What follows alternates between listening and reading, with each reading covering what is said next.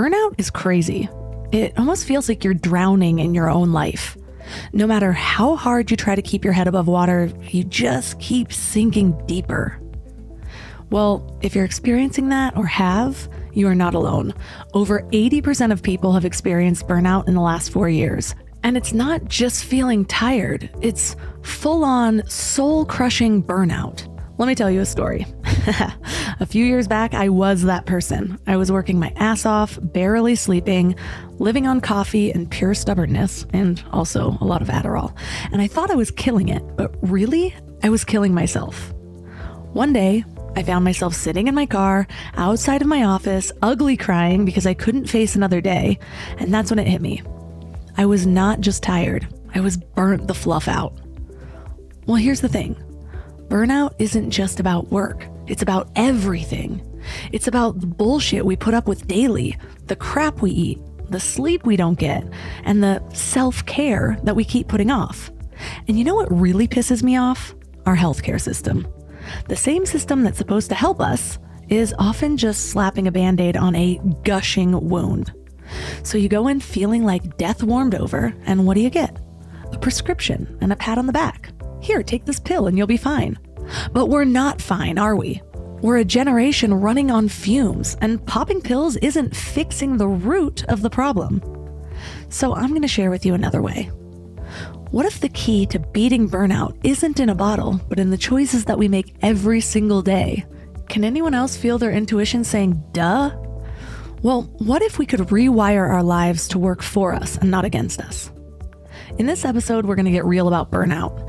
We're talking about why it's not just you being lazy or weak, and we're going to call out the systems that are failing us. But most importantly, we're going to talk about how to dig ourselves out of this hole. Because let's face it, life is too short to spend it feeling like crap. So it's time to get your fire back, and I'm going to show you how. Our guest is Neha Sangwan. Neha is the founder of Intuitive Intelligence. She's a physician, engineer, author, speaker, and communication expert. How's that for a rap sheet? 3 key things we will learn are the 3 sinister phases of burnout and how to recognize the alarm bells before it's too late, how a simple object can tune you into the hidden messages your body is sending, and a powerful blueprint for reclaiming your energy and purpose. Before we go deep today, I want to give you a little gift, and I want to give it to you every single day. It's called the Morning Mind Love. I know how life can be. You're all fired up after an inspiring episode, and then a new day or a new challenge comes at you, and it's just hard to keep up that energy. Well, the Morning Mind Love is kind of like an oracle from your higher self to help you start each day with a positive focus. Plus, when you sign up, you get 2 free gifts, a 30-minute binaural meditation and 30 days of journaling prompts to help you remember who you truly are. And it's all completely free. So join over 9,000 people and go to mindlove.com to sign up, or text the word morning to 33777. You know what's funny? We spend so much time feeding our minds, reading books, listening to podcasts, learning new things, but then we grab whatever's convenient to feed our bodies. And I get it. Life is busy, and sometimes a drive-through feels like the only option. But that's why I take Field of Greens. It's a greens powder made with whole organic fruits and vegetables. No extracts, no lab-made stuff, and just 1 scoop a day gives you simple, real nutrition. Field of Greens feeds your body with fruits and vegetables medically chosen to support your heart, vital organs, and immune system. And let me tell you something. Since I started taking it, I've noticed these little changes that show me how nutrient depleted I must have been before. Like the ridges in my nails, gone. My sleep, so much better. And my stomach just feels happy. You know that dreaded afternoon crash that has you reaching for more coffee or sugary snacks? Well, that's not happening for me anymore. When your body is actually nourished, it runs so much better. I've tried other greens powders before, but Field of Greens is genuinely different. The quality is next level, and you can taste it. It's become my go-to, especially on those days when my eating isn't exactly Instagram worthy, because we all have those days, right? And here's the thing. They are so confident that you'll love it too, that they offer a 100% money-back guarantee. That's how much they believe in their product. So I got you 15% off your first order and free rush shipping. Visit fieldofgreens.com and use promo code MINDLOVE. That's promo code MINDLOVE at fieldofgreens.com. fieldofgreens.com. We know that a net drain in your bank account, your relationships, and in your own physical energy and anything in life over time is not sustainable. And so the question becomes, what are the series of circumstances where you end up pushing through your body rather than partnering with it? Pushing through your heart and soul, or draining your mind, or your relationships, and not partnering with it. At what point do you have your breaking point? And my hope is that we can start to give people tools where as soon as they start going from fully charged and the battery starts going down, that they recognize it and they know what to do to become fully charged again. Turn up your frequency with Mind Love. Bite-sized brain hacks for seekers, dreamers, and doers. It's time to give your mind a little love with your host, Melissa Monti.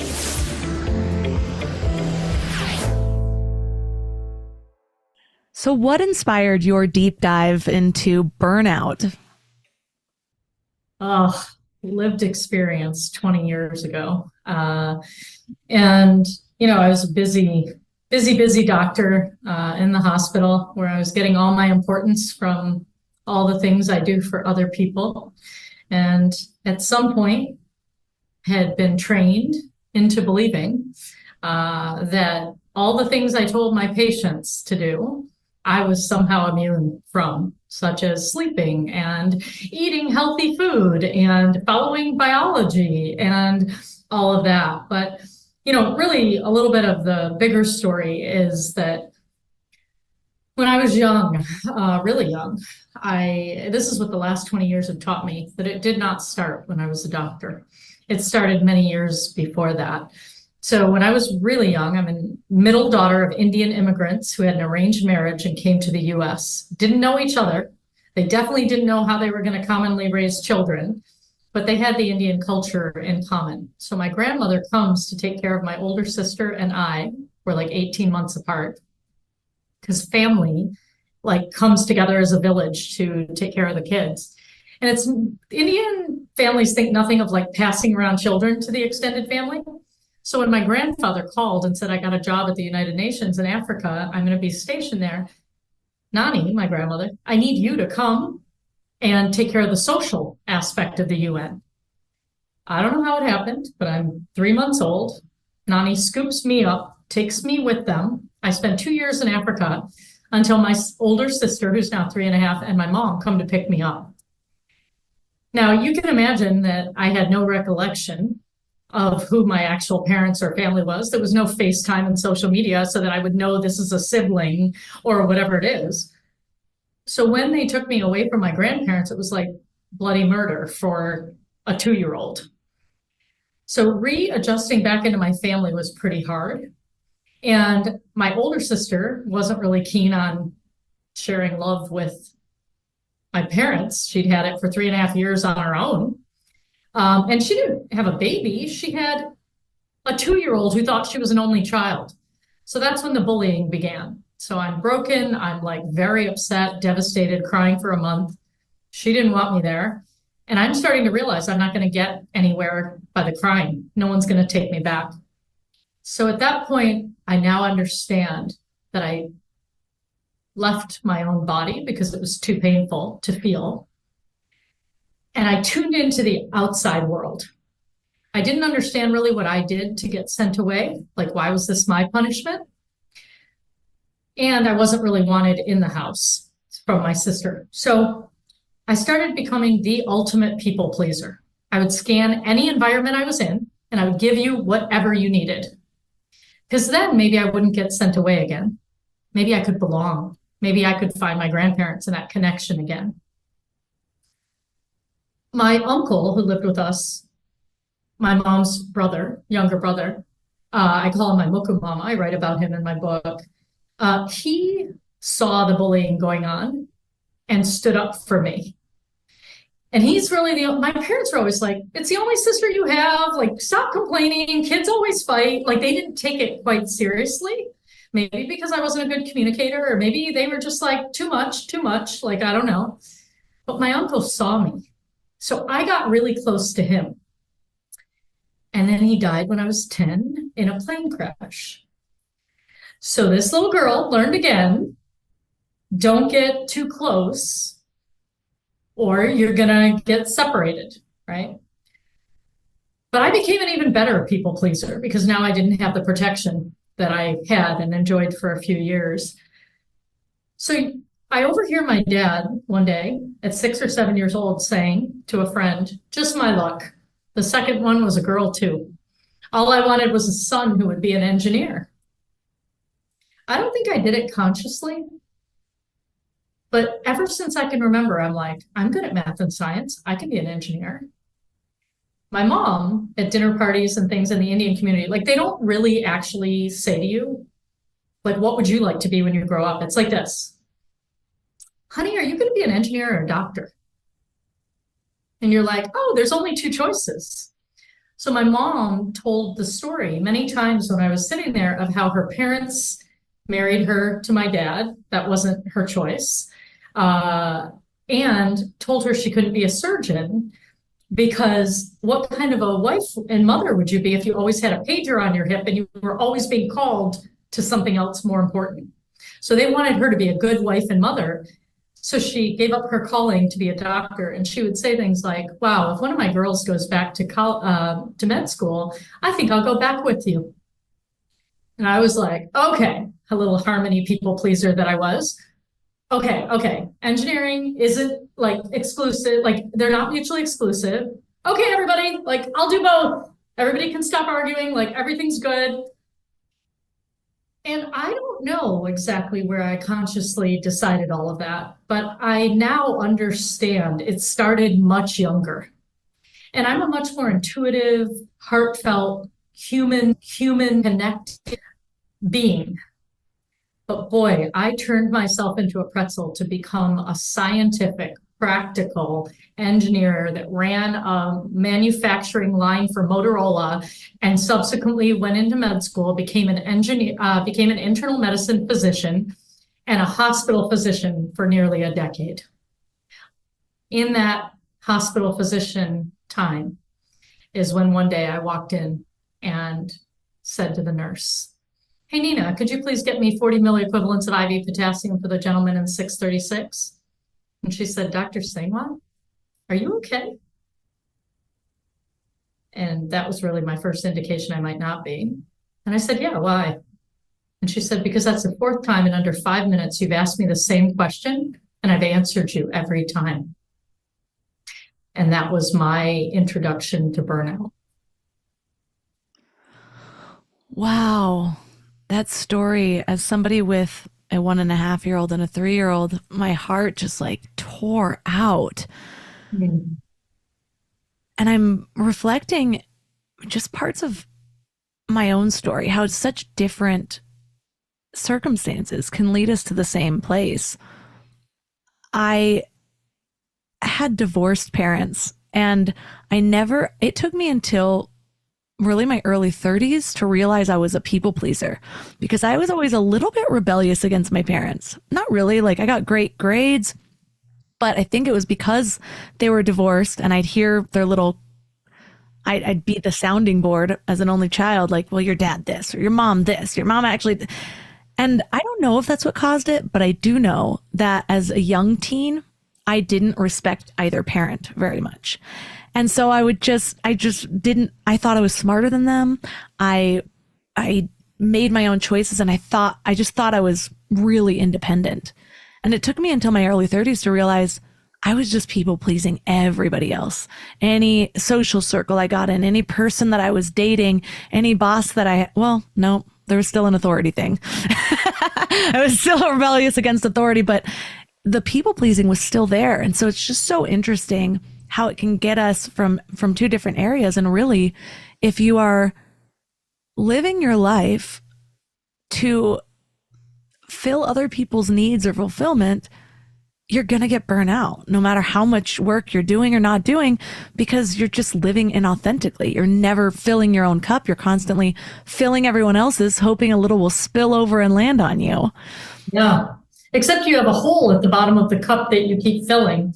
And so it's always empty. And I think that's just, well, What's interesting about what you just said is when I go into corporations, organizations, systems, what I see is if somebody's struggling with their peers, they're either an only child and they didn't get the experience of peership. And so they're pleasing everybody. They want to belong because they didn't have that. So they really want it. Or there's a struggle that patterns a sibling. So for me, I will, because I got bullied as the younger sister, there are times with my peers that I feel the pull of like, don't you bully me, like, don't do that. If someone's struggling with authority figures, I can always trace it back to their parents and their relationship with their parents. And so as a coach, an executive coach, when I go into companies, I know where to ask for where the blueprint came from, depending on what they're struggling with that they're asking me about. Ooh, that's fascinating. So I have both of the things. Very differently, right? You wanted a peer group, and you not only did you not have the sibling experience, so you are trying to make that in any way you can, but you also had to attach, detach, reattach, detach, reattach. So there's going to be a level of independence that you're going to need to have in order to be able to do all of that. Mm. And so that may show up later in relationships. There may be your own version of that, needing space, wanting togetherness, but being a little bit, finding yourself conflicted sometimes about that. And so it's people say like, lying dogs lie. Like when you ask me about burnout, I think the easy answer is, listen, I was a busy doctor. I was in school until I was 31 and they worked us too hard and we did 36-hour shifts and I pushed through it and here I go, I burned out. But the story always starts much earlier. But most people don't want to go back because they think they're just digging up old things. But what I ask people is, whenever they come to me asking for my help, I'll ask leaders this, I'll ask CEOs this. Are you asking me to babysit your teams? Because I'm going to be as engaged as you are. If you're in every session, I'll be in every session. If you're going to leave and want me to babysit what's going on, I'll drive by too. I'll check it out. But it's like that about solving any issue that people are struggling with. I think of it like on 3 levels. I say to people, how would you like me to help you? Would you like me to help you avert a crisis? Would you like me to help you figure out how to stay in the same relationship, same job, same situation, but give you some coping skills so you're like doggy paddle, you can stay a little bit longer, give you the capacity so you can stay afloat? Or third, are you ready to do a deep dive, and would you like to get to the root cause and heal this? And boy, is that a question they are what? Did you just, what? Because I need to know, as your doctor, as your coach, as your friend, on what level would you like me to engage in? How would you like me to meet you? Do you want me to just listen? Would that be helpful? So I think a lot of people just dive in assuming that they know what somebody else needs. And I'm not sure that they do.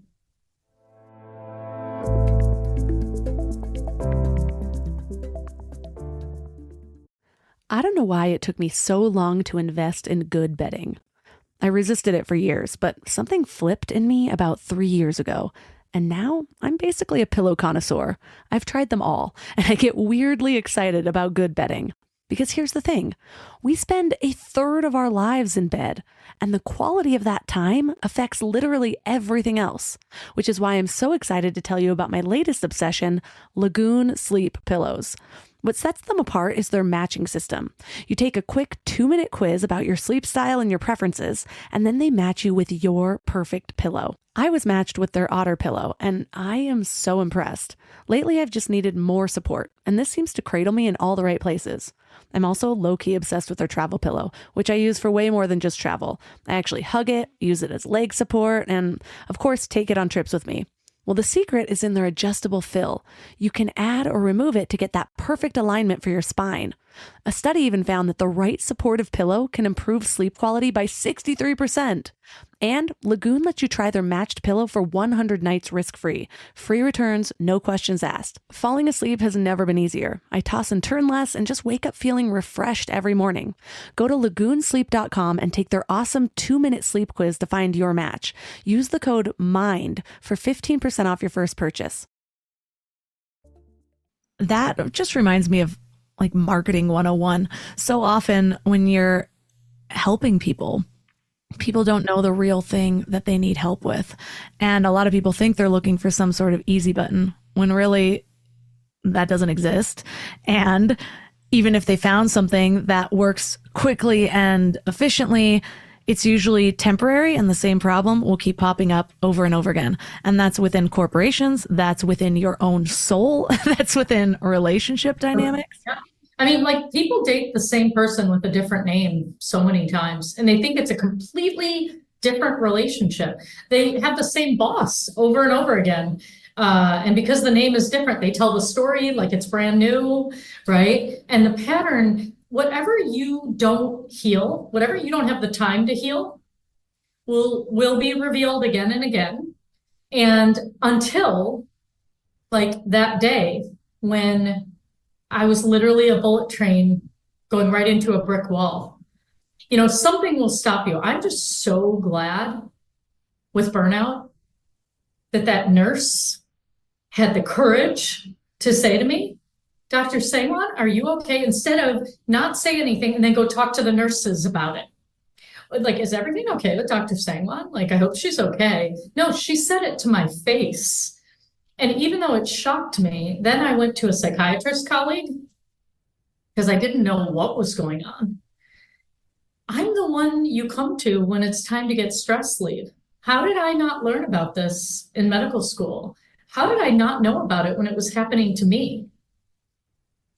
And what I realized was after, you know, in my book, I actually, in the second chapter, I basically give the 5 sessions behind the scenes between 2 doctors, a psychiatrist and me, of how I learned what burnout is and how shocked I was that the tools I had as a traditional doctor were to do the first option I just told you about, which is avert a crisis. So I would give you, if someone is stressed and goes to get help at their EAP, the Employee Assistance Program, they will send you to me. I have a couple tools. One is I can write you, I have the power of the pen to write you for paid time off. The second power of the pen I have is to give you some cocktail of medications for antidepressant, anti-anxiety, or sleep medication, depending on the context that you show up with to me. But 10 days, a month, 3 months later, I send you back in the ring for round 2 with no new skills of how to do this differently or what went wrong in the first place. And when people say, why are healthcare costs spiraling 20% a year, 18 to 20% a year? This costs US businesses alone more than $300 billion a year. We don't have an answer for it. And I will tell you, it took me the last 20 years to commit to myself that I was going to heal myself from this. And I'm not fully healed. I will always have a tendency to excellence and all or none and dropping things for me to take care of the world. But here's the thing. I now know the signals, the early symptoms.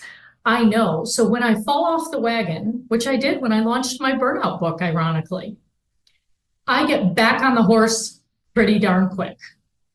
And so what I want people to know is this isn't like you didn't get here overnight. You're not going to get out of it overnight.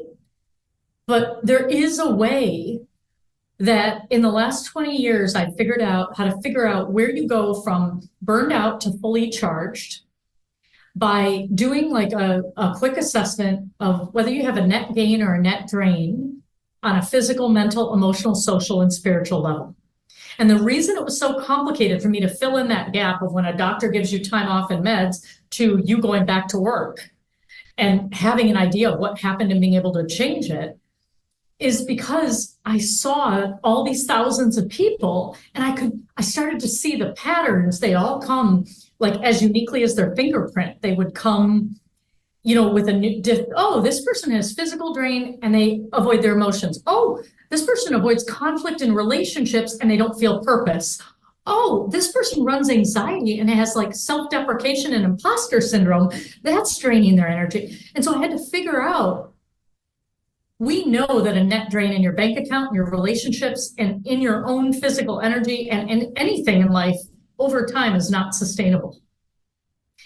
And so the question becomes, what are the series of circumstances where you end up pushing through your body rather than partnering with it?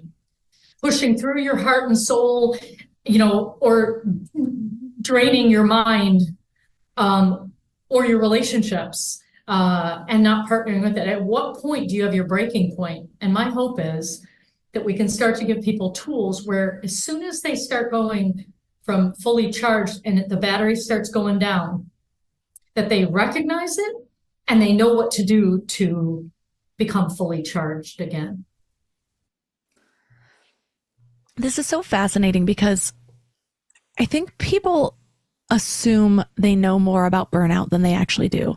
It's a word that comes with a lot of visual, and people fill in the blanks of what they don't know. Like, I think if I were just to make an assumption, it would be like, oh, you're overworking and now you're too tired. And so it makes sense. Oh, maybe some meds for a little bit and I just need a rest and then I'll go back. But what you're saying is that it comes from so many things. Now my head is even turning about how the way you were raised or your circumstances as a child even comes into play. You pinpointed me perfectly of like wanting closeness and wanting space and not really knowing what I want or need. That was really difficult for me in all of my first relationships, because when I didn't have the closeness, I didn't feel loved. And when I did have the closeness, I felt tapped out. I felt smothered. And so it was like, I would be like picking fights. It took me a lot to get to a place where, thankfully my husband and I just have great communication. He knows my little patterns. He can tell and he'll just leave me be when I need it. But I went through a lot of years of burning bridges unnecessarily. And I'm wondering if that's even related, of like, if I could feel something like petering out or I'd leave a job or whatever it is, it's like I had to convince myself that that was so necessary. So I would do something to just like tether that cord. And so I'm wondering, number one, is that related? Number two, because I know it has definitely just my feelings of all of this in relationships have drained my energy more than a lot of other parts of my life. And so it's just something I've had to have a lot of care in my more mature years, but still probably plenty of wounds there. So I guess I'm curious, what are some of the subtle signs of burnout? That isn't just I've worked too much and now I need a rest. How can people identify that, maybe it's not that I am not meant for success, or maybe it's not that I had too many kids. Maybe it's this. Like, what are those subtle signs that they might not be seeing is connected to this? Great. I'm going to answer that in a minute because I have some thoughts on the first part of your question. I don't know because I just met you, but here's my quick hit, like my intuitive hit on it. And you can tell me if it resonates or it doesn't. Your parents had the choice to burn the bridge for each other. You didn't have that choice. There came a time where you got to exert yourself. And so you did. You were the one who had to do the dance in the middle when other people's toxicity or inability to repair a relationship, do their work, I don't know what it was, But whatever it was, it had a huge impact on you. And my guess in this is there was some working out for you finally getting the choice. Does that make sense? Given that my eyes are welling up, it usually means you hit something. Yeah, the secrets, the cave we fear to enter holds the treasure that we seek. And your courage in even just saying it and being curious about it is like the courage that allows the curiosity, the courage to have that curiosity, the courage to be vulnerable where you don't know where it's going, to feel your eyes well up, to acknowledge it. I hope, like, everybody listening, watching, like, that is the key to healing. And your awareness around it, you can't heal from it until you have this awareness, until you notice if it resonates. And so I just want to say, like, thank you for being a role model. Thank you for having that courage to be curious, because the curiosity builds the invisible bridges within you. And I always say, like, I'm a different kind of engineer. I'm not the one that builds the physical bridges out in the world. I'm the one who builds the invisible bridges within us and between us. And it felt like that was like one of those moments where that bridge between your head and your heart, like, came clear. So I just have to add, my husband and I just talk a lot. So any topic comes up, but we were recently talking about engineers, and he was like, do you know any women engineers? And I was like, no, not personally. And so it's just sort of a beautiful thing to see how you have merged that engineer mindset of really discovering, analyzing, and brought your female intuition into that. I just think it's so inspiring. So thank you for that. Yeah, thank you for being open. So when you asked me, how do people know about burnout? So let's just start with the definition. The definition of burnout is a triad. It's defined as exhaustion, physical, mental, emotional exhaustion. When that goes on for a while, because, like, you aren't fine Monday and then burned out Friday. I'm really trying to drill home. This happens over months, years, decades, a lifetime. These are behaviors and coping mechanisms and patterns. Your biology is too sophisticated. Your blood pressure adjusts, your heart rate adjusts. I mean, all these things, Mother Nature is, like, phenomenal. And then we as humans have this overdeveloped brain that says, oh, this is going to be a stressful day. Make it a double today as you're walking in, getting your coffee, right?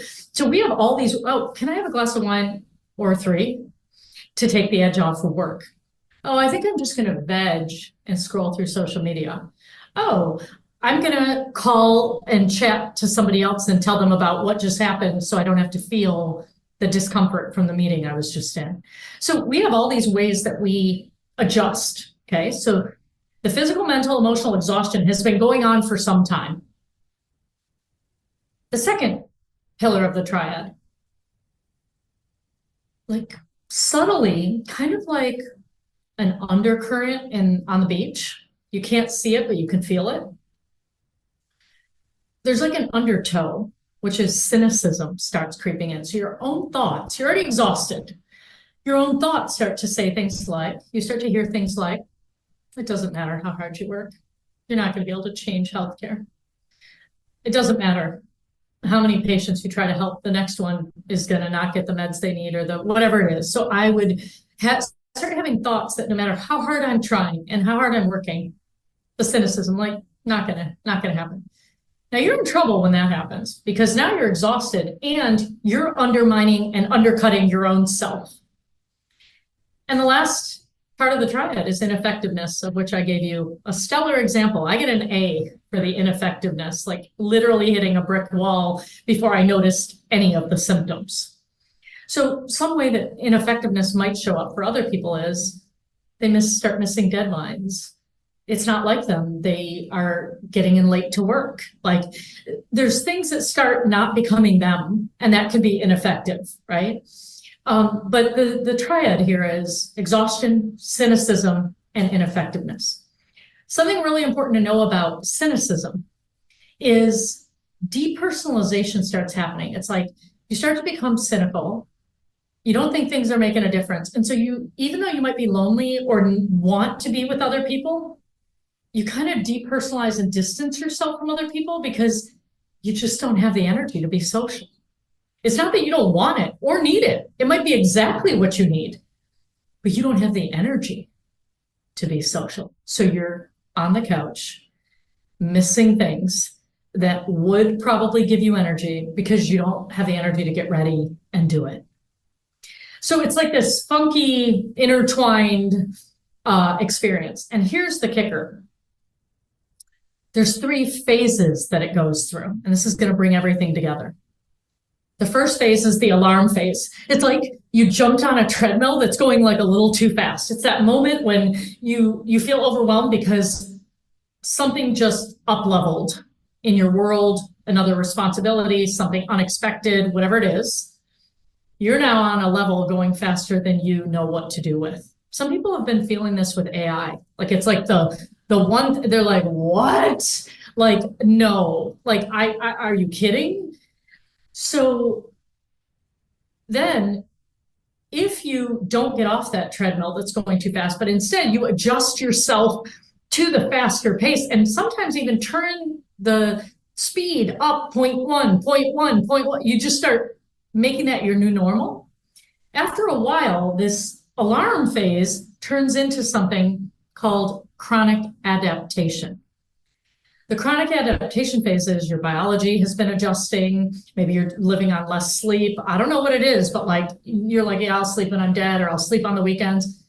Now you're getting out of coping mechanisms. Like you needed 2 cups of coffee, now you're at 3. You used to run 2 miles, now you need 5 to get to your de-stress level. Here's the kicker in chronic adaptation. You go on vacation and you come back and you're still not rested. The weekends aren't enough to rest. You go away for 7 days, it takes you 3 days to just unwind. You get back and you're like, not Monday again, like no way.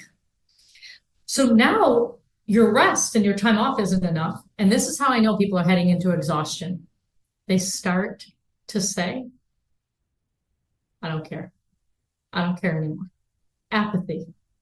When you start not caring, I know we're heading into the ineffectiveness, the exhaustion phase. And that's the slippery slope. So one more thing will happen. It might even be a small thing.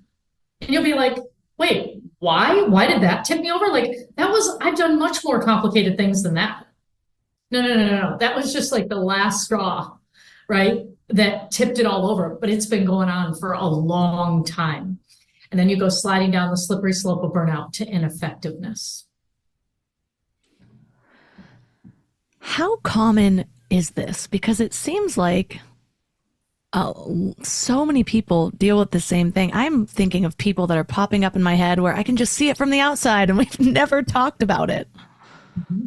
Yeah, well, thank God the psychiatrist, you're not even going to believe this. I mean, I literally was looking at the nurse like, are you kidding? I'm like running this hospital. I got like 18 patients. I'm like, are you kidding? When I went to the psychiatrist, an hour later, I said to him, I thought I was just like sidelining a consult of a colleague, and then I would go back to work. And so I said to him, he said, so Neha, I'm going to write you 2 prescriptions. One's going to be for Prozac, and another one's going to be for time off. And I was like, well, I have 16 more patients to see, so I'm going to like cruise back in there, take care of them. And he looked at me and he goes, so those patients will be seen and it won't be by you. And I was like, oh, wait a minute. Like, I still didn't get it, right? Like, and then he's like, he's giving me Prozac, and something I had prescribed to people, you know, in my decade as a hospitalist. And I remember standing in line, like, how did I in 1 hour go from like running transfers for the hospital, 18 hospitalized patients, to like standing in line for medication with a slip of time off. And I'm driving home.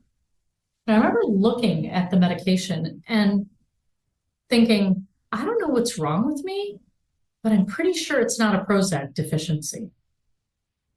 So I go home and this is the problem with a doctor, like being your patient. Like I start self-managing. It's like what I do, right? So I start getting all these, oh my gosh, like I know the side effects. Oh my God, someone's going to have to wean me off. Oh my God, it's going to change my brain chemistry. Oh my God. Like I start going to pharmacology class and like all these side effects that I've memorized are like flashing before, kind of like on the drug commercials and TV, right? They're like telling you, and this might cause dizziness, a shortness of breath and a fear of death, or, whatever they say. And we're all like watching the happy ad. Like that's what was happening.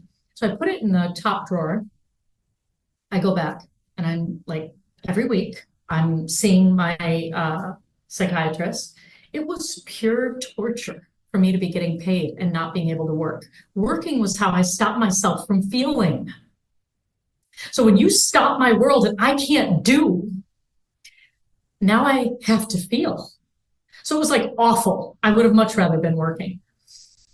5th session, I walk in and I say to him, oh my God, my throat constriction relaxed and I slept last night. Oh my God. And he says, you look great. 5 weeks in, Prozac is right on time.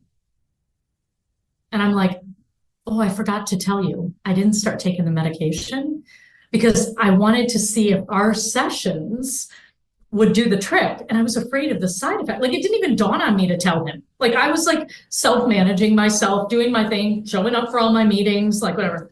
And he said something that changed my life that day.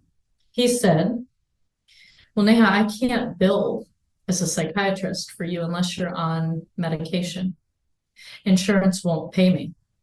So would you like to go on medications or would you like to see another provider? And I was so confused. I was like, wait, I just told you I'm getting better. You mean I can't see you? And that was the day that I decided, like, something is so wrong here in the system that we're not listening to the patients. We're following some of these, structures that aren't in alignment with what's happening. And I get that insurance companies have to create frameworks and structures, and I get it. And we're missing the mark here. Like we're missing the mark. And so that's when I committed myself to figuring out what this thing was. And then I am someday going to write a book that is going to help other people with the time between, and I left that provider because there's no way I was going on medications when I was starting to feel better. And I started the 20-year journey of how do I figure out what this is, what the medical system stays at averting a crisis when I want to go to not just staying afloat, but healing the root cause. And that's the engineer in me, and that's the executive coach in me that figured out what was happening at the intersection of disciplines nobody understood go together. Yeah, any man who insists that I'm medicated to keep our relationship going is immediately immediately out. Any human, honestly, it's like, wait, are you treating me or are you treating like the billing system here, right? And I think that was a huge wake-up call for me. It was like, I just knew that like the system was really trying to help, but it just didn't know how. And it was aligned with things that were not aligned with me.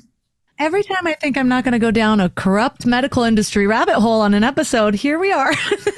Well, to me, it's like, I think there's a lot of individual people that want to help, but the system itself is designed to profit itself. Well, let's kind of take a step back because I am part of the traditional medical system, right? And when you're a part of something, I think it's really important to say what it's good for. And I think the part of it is, yes, I think people have taken over this system that didn't go into it for the reasons I went into it. And many, many, many of my colleagues went into it.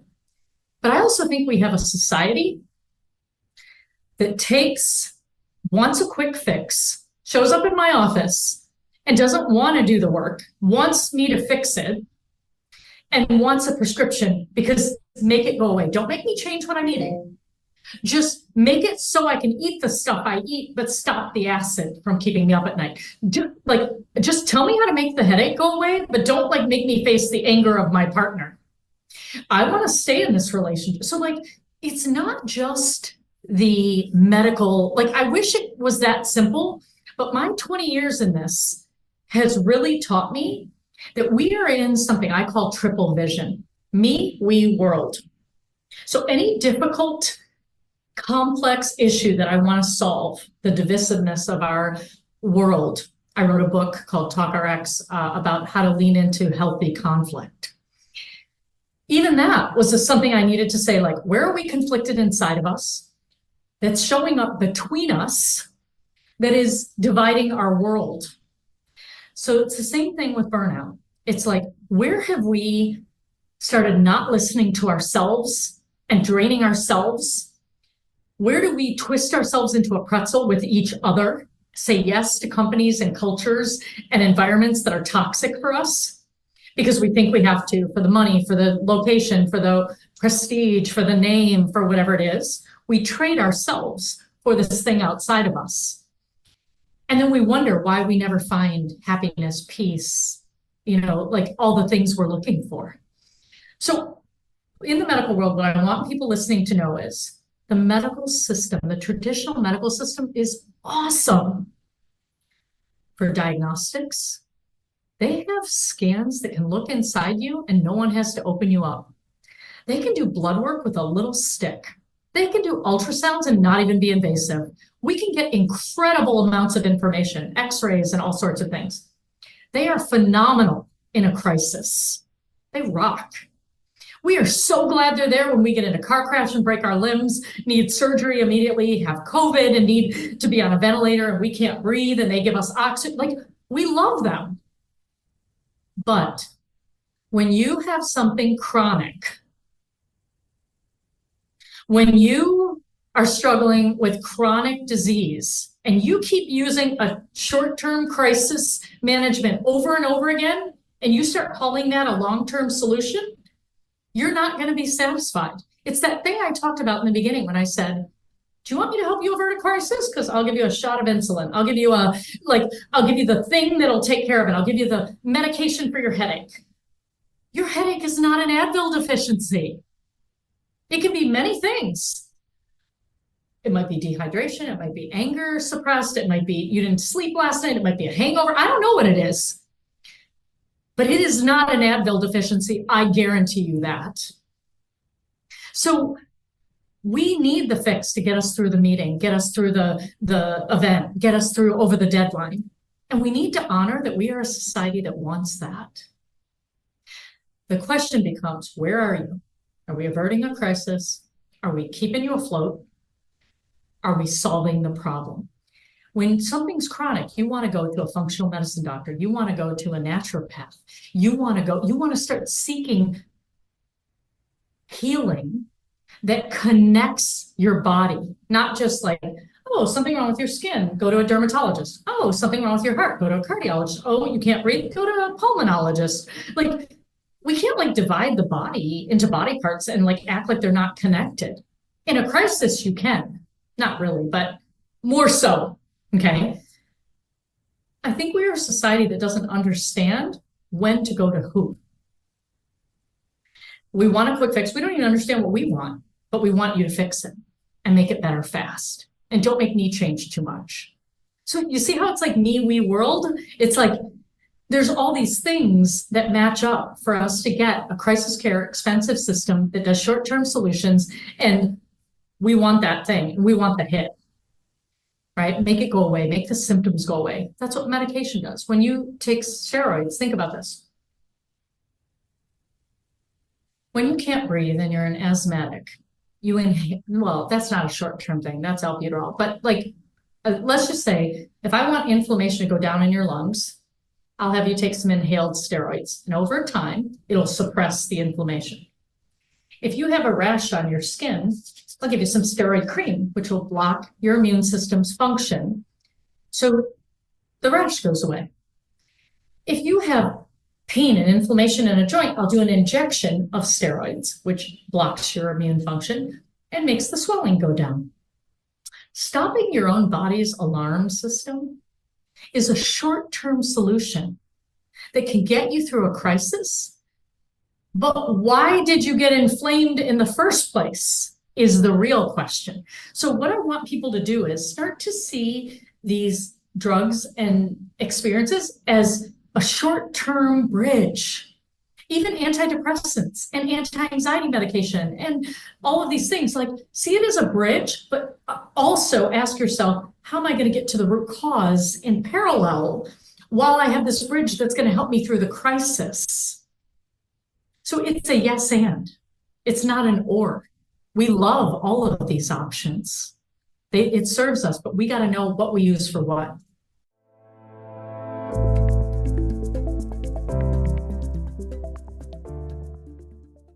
And as when you need mealtime inspiration, it's worth shopping Kroger for thousands of appetizing ingredients that inspire countless mouth-watering meals. And no matter what tasty choice you make, you'll enjoy our everyday low prices. Plus, extra ways to save, like digital coupons worth over $600 each week and up to $1 off per gallon at the pump with points. So you can get big flavors and big savings.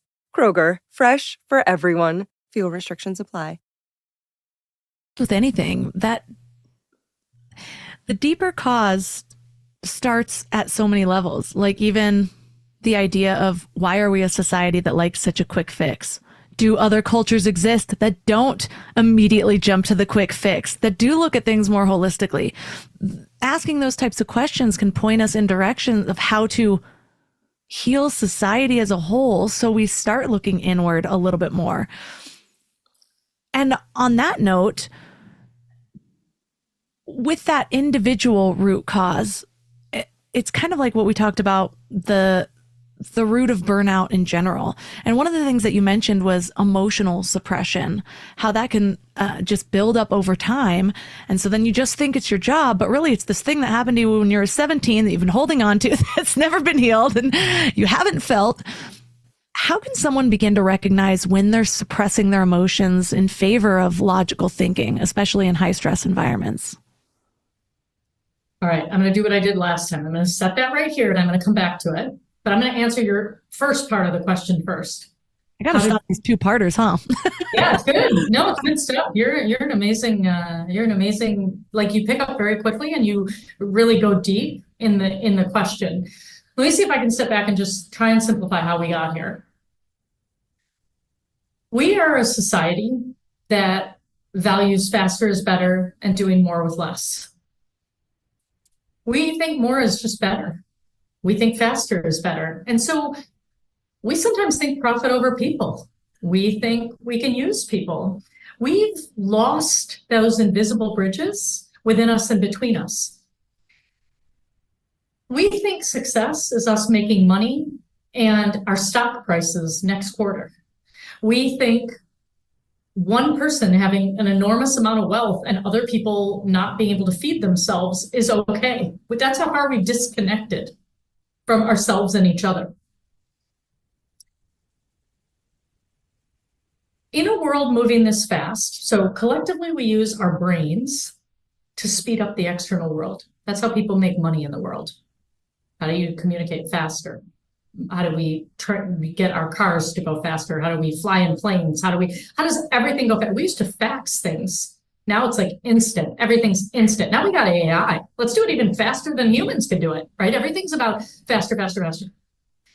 We have all come together to co-create our external world that now moves faster than our biology can actually handle. So we together have co-created a world and never considered the beings that live in it.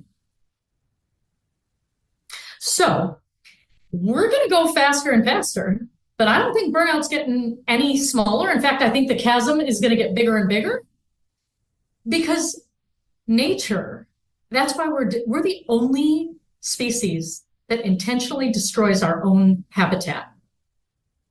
There is no other species on the planet that knows they're ruining the trees and climate and ocean and plastic. No one does this, just us, because we're so sure that faster is better. Okay, more money is better. And I think we think our habitat is a living room, and we forgot about the trees. It's not that it like why do we need a river? Yeah, like when we breathe out, the trees breathe in. When the trees breathe out, we breathe in. And we've forgotten about seasons and like rest and rejuvenation and exertion and all these things. We think like sleep is optional. So in order to function in a world moving this quickly, in order to do this, we've had to shut off the signals of our body. So heart racing, stomach turning, I'll take caffeine, I'm dragging, I'm heavy, no problem. I have all these things I can take from outside to stimulate energy bar drinks, all this, okay? We've silenced our heart.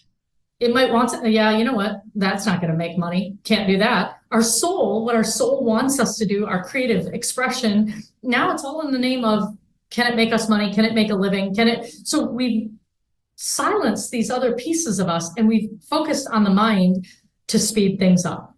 Now, why would any kind of a being silence all the inputs coming from their heart, their soul, their body?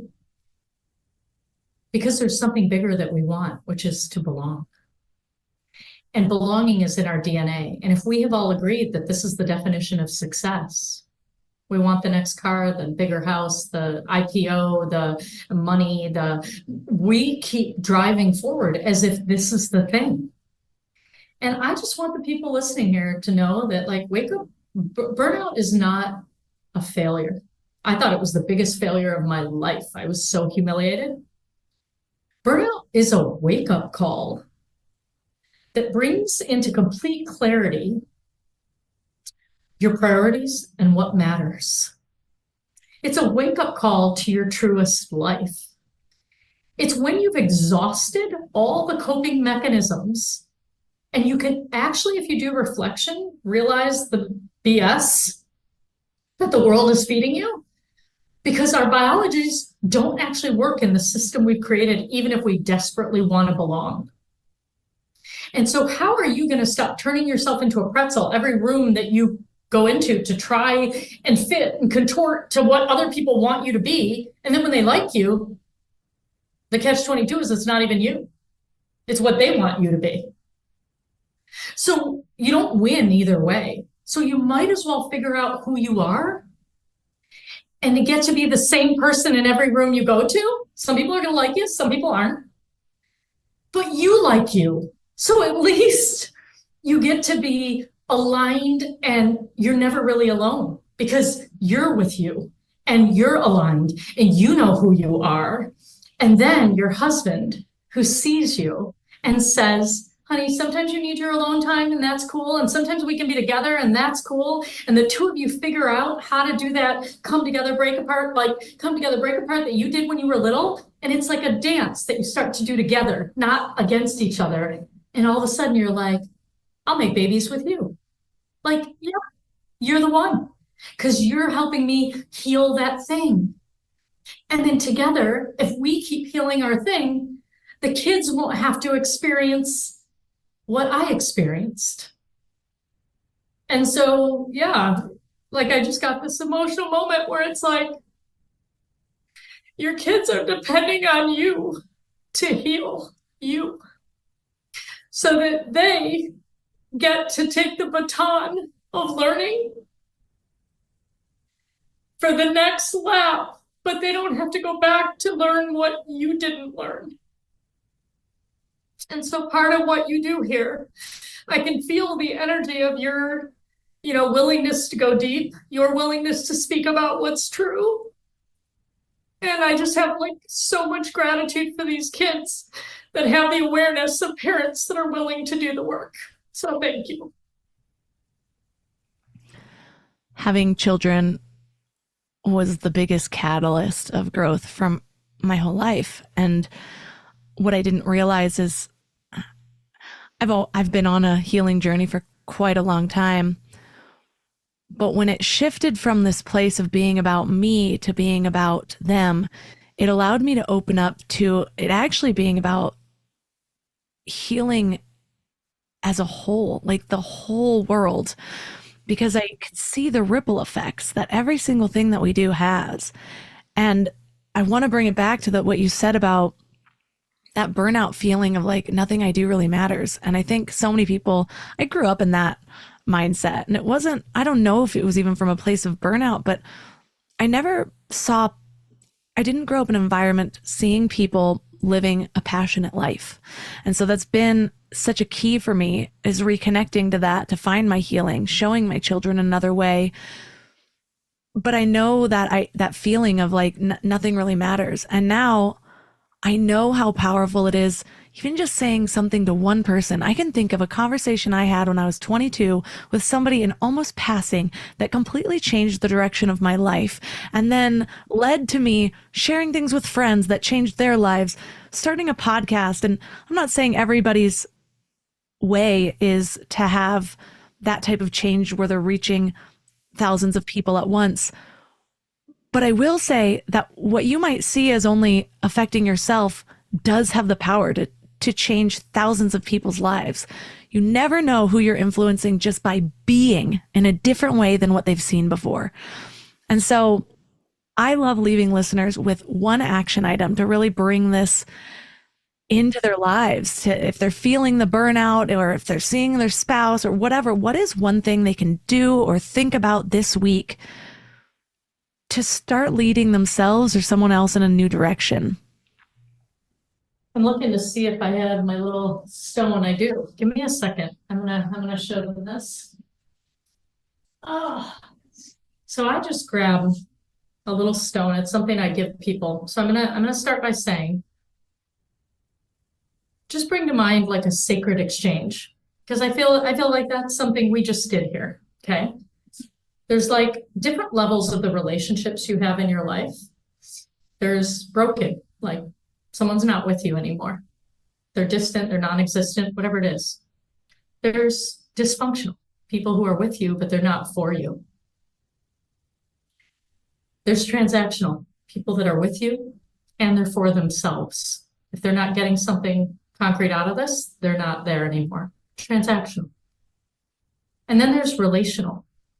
There's people who are with you and they're for you. And then there's sacred exchanges. And that's what this represents to me. It's someone who you may know really well. It's someone who you may not know. It might be a stranger who gives you a smile when you need it, or a hand, or gives you $5 when you're down, or I don't know what it is. You may know them, you may not know them.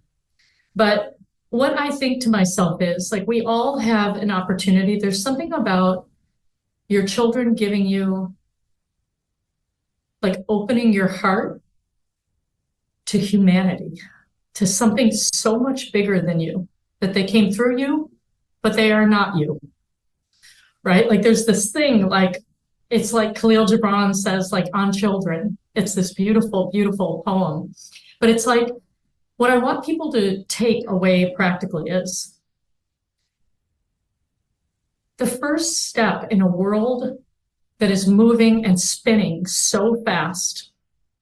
By the way, I just saw Inside Out 2, which is a phenomenal movie by Pixar.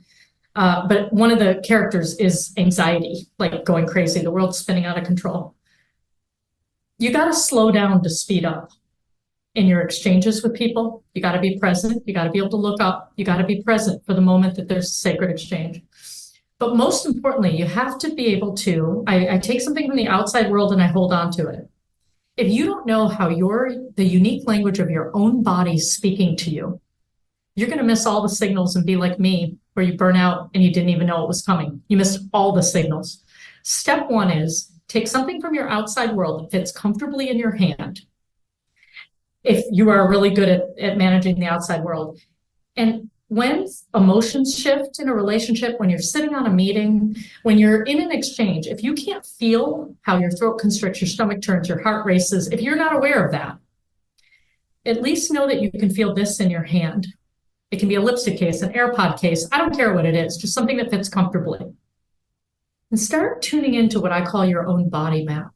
What's the unique way that your body tells you you're moving out of your comfort zone? You're going to a place that might be uncomfortable, because this leads me to that emotion. No one's going to feel the uncomfortable emotions until they know what to do with it.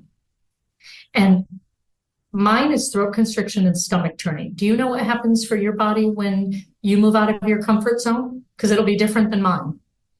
Yeah, I feel it right in my solar plexus. It's like a tightening. Okay, here's the tightening, like a constriction. Okay. Everybody's is different. So I can't know yours. And if you don't know yours, we can't help you because there's no early language, signs, clues, right?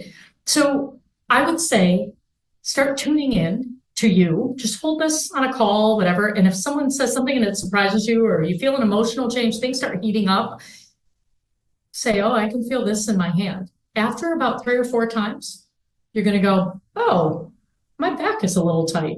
Oh, wow, I didn't feel that thing in my stomach. Oh, wow. And I think that's where you start, because until we bring people back from solely focusing on the external world and running and trying to catch up, they don't have a chance to pick up the signals, the clues, to make sense of what's happening until they, and it's chapter 4 in my book. It's called Deciphering the Unique Language of Your Body. And it's a body map. And I would be happy to give them a burnout assessment tool that I gave when I was on tour for my book. I'll give you the link for that. And if they are interested, they can do their own burnout assessment. And I have me on 6 videos, short videos, taking them through it, their body map and how it works. In 15, 20 minutes, they can figure out where they have a net gain or a net drain of energy. So I'd say those 2 things. Pay attention to what kinds of relationships you're in. 3 things. And pay attention to the sacred exchange. Get something that fits really nicely in your hand.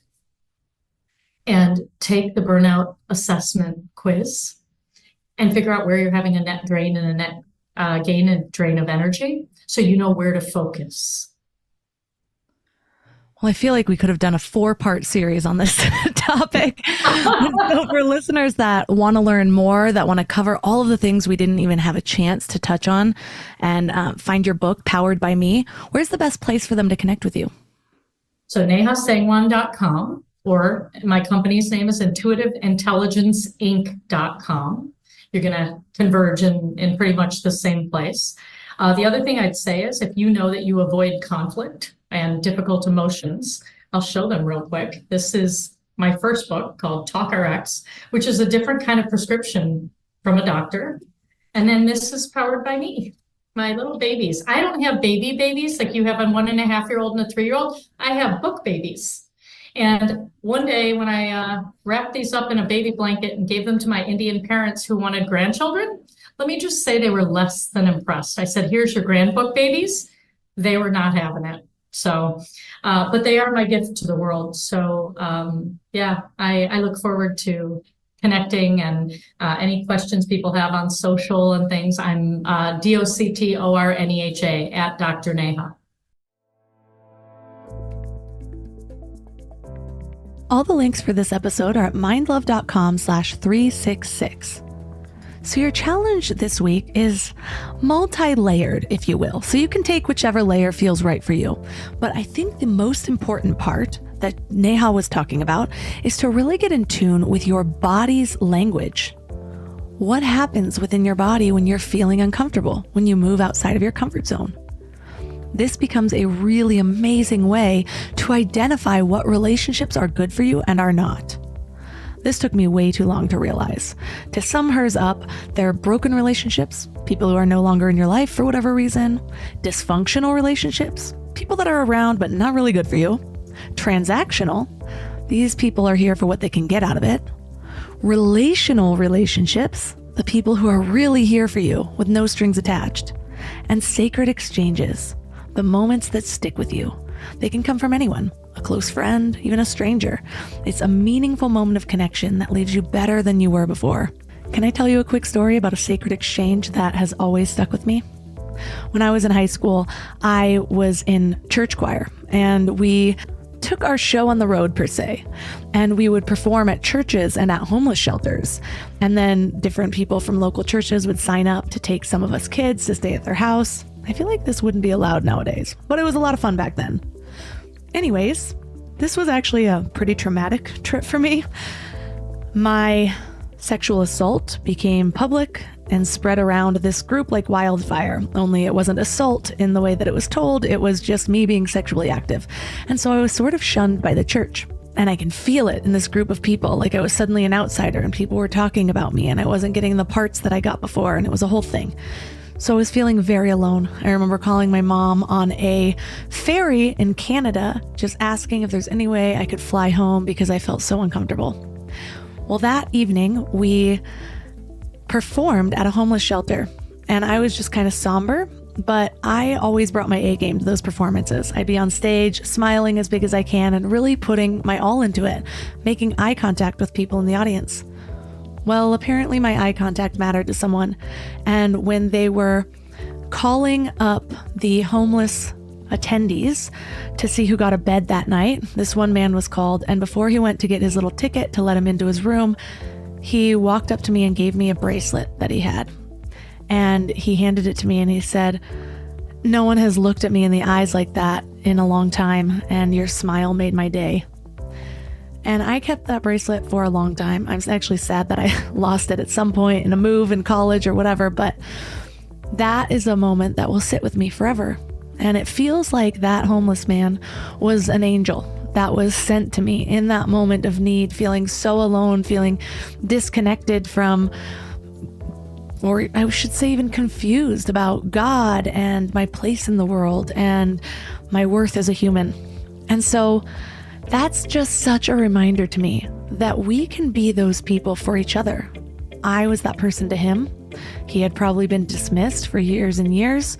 People not really looking at him like he's a human, not wanting to make an eye contact so they don't feel guilt not giving, or whatever goes through our human minds. And for me, I needed to know that someone saw me, not something that happened, not their interpretation of it.